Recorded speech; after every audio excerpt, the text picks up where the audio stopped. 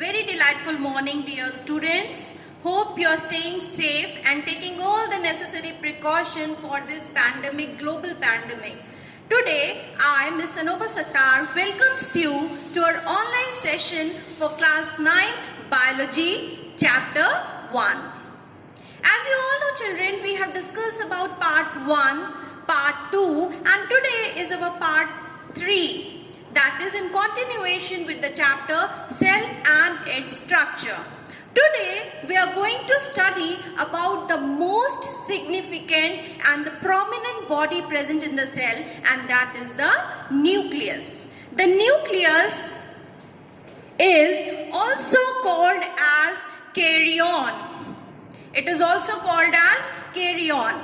It is generally found in all the eukaryotic cell, either centered, centric, or it can be eccentric, present anywhere in the cell, usually in the plant cell.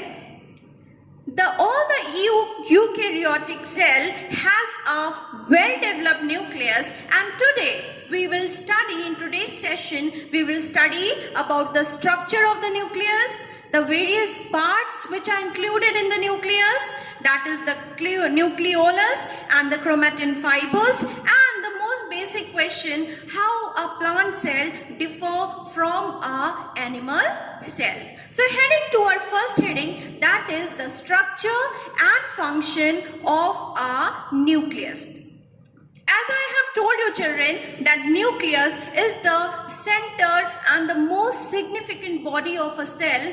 That is, it is called the command center or the controlling center of the cell. And that is why it is, you can say, it is the largest cell organelle, comprising or requiring about 1/10 of the total volume of the cell.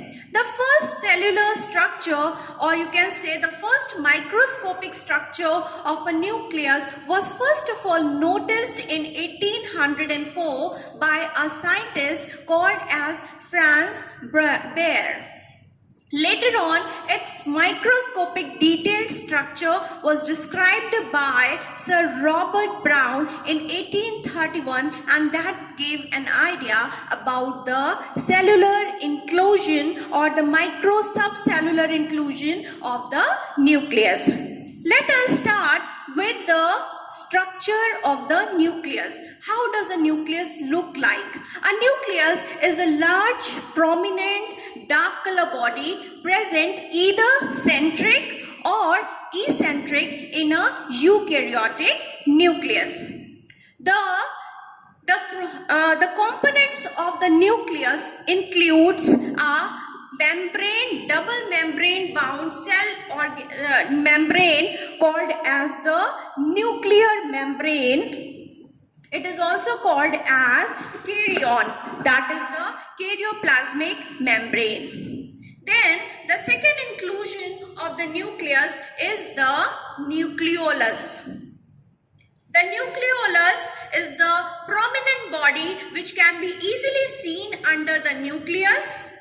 Then the third one, we will study about the chromatin fiber and the gelatin material present inside the nucleus. So first of all, coming on to the first part of a nucleus, that is the nuclear membrane. The nucleus is a double membrane bound organelle which has many pores.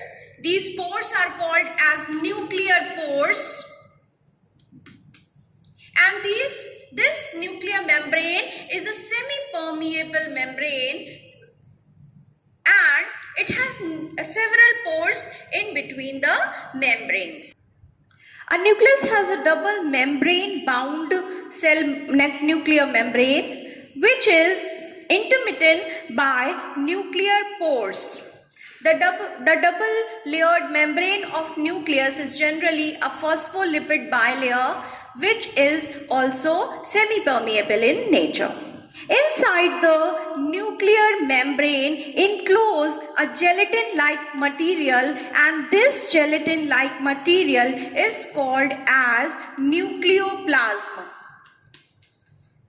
It is called as nucleoplasm or karyoplasm, or it is also called as nuclear sap. The nucleoplasm include certain enzymes, dissolved salt, and many organic dissolved compounds or molecules. Then coming on to our next part, that is the nucleolus. Nucleolus is a very prominent structure. It does not have any membrane and it is most prominently visible under the microscope when we go through the structure of a nucleus. And the main function of nucleolus is generally it helps in storage and it is also help in the formation of RNA, as well as it also helps in the storage of RNA. Now heading to the next very important material of the nucleus, that is the chromatin fiber. The chromatin fibers, you can see, if you watch under the microscope, you can see these are the long condensed dark color thread which are found inside the nucleus in coiled structure. And these are the, just like coiled structure, these are called as chromatin fiber. These chromatin fiber undergo supercoiling and they get condensed into a thick fibers, and these thick band fibers are called as chromosomes.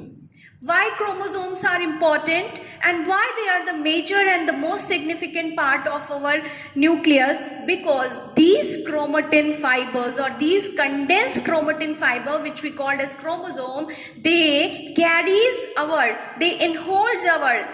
incapacitate our hereditary traits and hereditary characters, and they help in passing these hereditary characters from one generation to another generation. And amazingly, one of the astounding factor about chromosome coiling, that is also called as supercoiling of chromosome, these supercoiling of chromosome can hold about 3 billions of base pairs. You can say that they can hold about a small micrometer chromosome can hold about 3 billions of base pairs in each cell. And can you believe that one chromosome it can encapsulate about 2 meters of long DNA. Then can you believe that a chromosome can hold about 2 meters of long DNA? And how it is possible? It is possible because of supercoiling and supercondensing of DNA, which is packed inside the chromosome. And what is the importance of this long packed DNA inside the chromosome? That is, the chromosome bear special hereditary units which carry our genetic characteristics, and these small units are called as genes, and these genes are the only basis of hereditary or the parental characters which are being transmitted from parents to offspring. Thus we can say that the chromatin fibers of the nucleus are very significant because they help in transmitting the parental character from one generation to another generation. So let us see about the structure of chromosome. How does the supercoiling takes place? Now the next structure, you can see the structure here See how the nucleosomes are coiled, supercoiled into two similar strands, and this coiling leads to the formation of chromosome. You can see how the chromatin reticulum condenses into a thick like structure called chromosome, and these chromosome bears genes, and these genes help in transmitting the parental character from one generation to another. So this was all about the nucleus. Now one of the basic, till now you have read about so many organelles. You have read about mitochondria, you have read about dictyosomes, Golgi bodies, plastid, and series of organelles I had explained you in my previous session. Now what is the important point is that how beside these organelles, what makes a plant cell different from a animal cell? So in the next topic, we will read about how a plant cell distinguishes from a animal cell. So we will not cover all the points, we will cover only about the important points, that if you see the microscopic structure of a plant cell, then plants have plastids, that is, they have chloroplast to conduct their photosynthesis, whereas animal cell do not have plastid, except few animals. Then the plant cell, they have a cell wall made up of cellulose, but the animal does not have a cell wall. Then the third, they have a large central vacuole, and a vacuole is absent in an animal cell. Then they may have plasmodesmata. The plants have plasmodesmata, whereas the animal do not have plasmodesmata. Then what are the characteristics which are not present in plants but they are variably present in animal cell? Then the plant cell does not have centrioles. I have already told you about centrioles, that they help in cell division. But the animal cell, they have paired centriole within the centrosome. Then a plant cell do not have cholesterol in cell membrane, whereas the animal cell has a lipid layer when we talk about the plasma membrane. Then the plant cell store excess glucose as a starch, whereas the animal cell store excess glucose as glycogen. Then plants, they have generally fixed regular shape, whereas generally animals have an amorphous shape. They can exist in any shape and size. They can be